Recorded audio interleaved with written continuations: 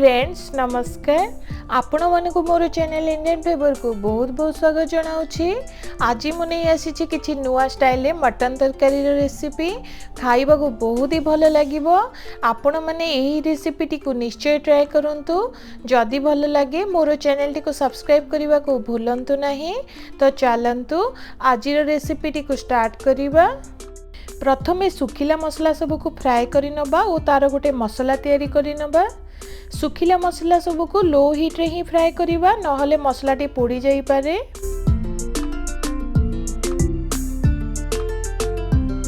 सुखिला मसला सब भल भाव में फ्राए हो गला। एबे तार गोटे पाउडर तैयारी करि नबा। मसला पाउडर टी हमर तैयारी हो जाईछि। एबे मीडियम हीट रे प्राय 2 चम्मच सोरिष तेल को गरम करिबा। एबे सेथरे मटन खंड को नबा। एठी मो प्राय 750 ग्राम मटन को नैछि। एबे सेथरे अल्प टिके हळदी गुंड को दबा, अल्प टिके लूण को दबा, भल भाव में मिसाई नबा और कवर करि देई प्राय 15 मिनिट पे मीडियम हीट रे कुक करि नबा।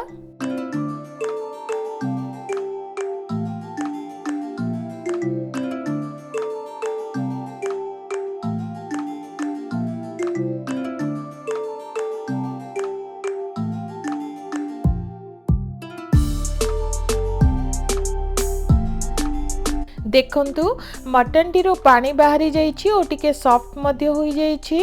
एबे गोटे पात्र को काढी नबा।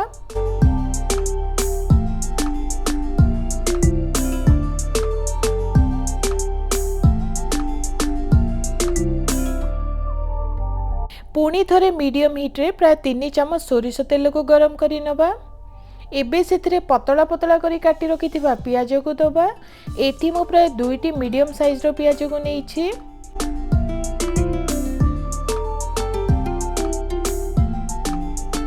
सेथिरे 2टी कंचा लंका को दबा। कंचा लंका द्वारा तरकारी रे बहुत ही भलो टेस्ट आसीबो।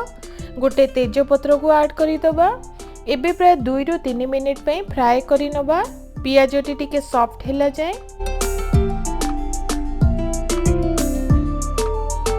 देखंतु पियाजटी बादामी रंगर होई गलानी। एबे सेथिरे 3 चम्मच अदा रसुण रो पेस्ट को ऐड करि दबा और फ्राई करि नबा जे पर्यंत भल भाव रे कुक न होईछि।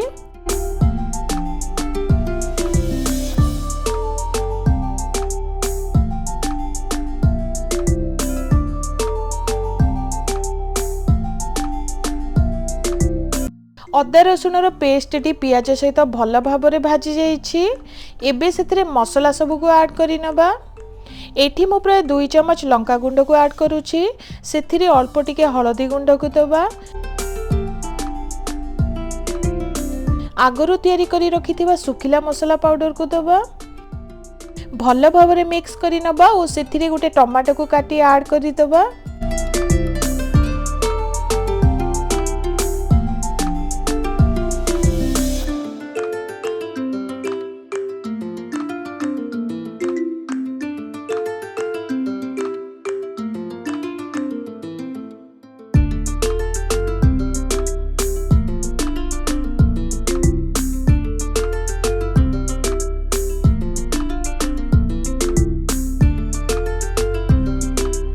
एबे कवर करि देई प्राय 2 मिनिट पे मीडियम हीट रे कुक करि नबा।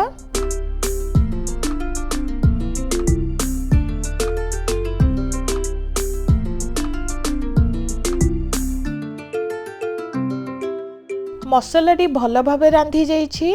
एबे सेथिरे आगरु भाजी रखिथिबा मटन को ऐड करि दबा। मटन को मसला सहित भल भाव में मिसाई नबा और स्वाद अनुसार सेथिरे लूण को दबा।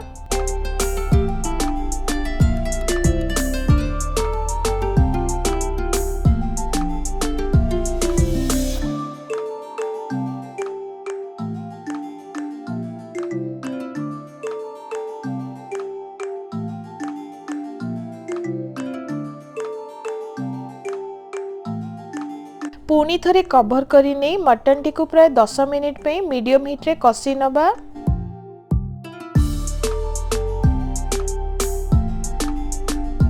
देखंतु मटन टी भल भाव में मसला सहित मिसी जाइछि।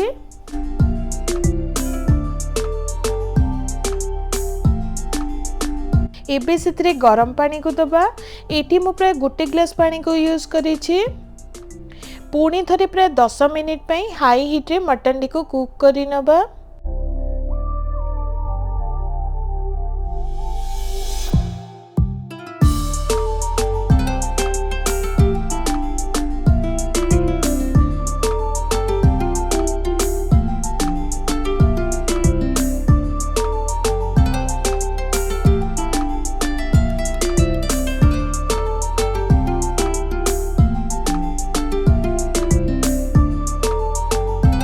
प्राय 10 मिनिट कुक करिबा परे देखंतु मटन टी भल भाबे सिझी जाइछि। तरकारी टी देखिबा को बहुत ही सुंदर होइछि।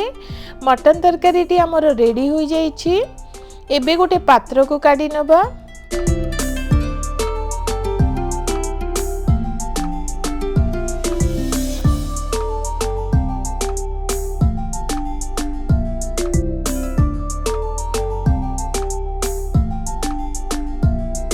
फ्रेंड्स मटन तरकारी टी रेडी हो जाइछि। भात किंबा रुटी सहित बहुत ही भल लागिबो। आशा करुछि एही रेसिपी टी आपण मानको निश्चित भल लागिथिबो। आपण माने एही रेसिपी टी को निश्चय ट्राई करंतु। केमिति लागिला निश्चय मो सहित शेयर करंतु। रहुछि मोर वीडियो टी को देखिथिबारु आपण मानको बहुत बहुत धन्यवाद।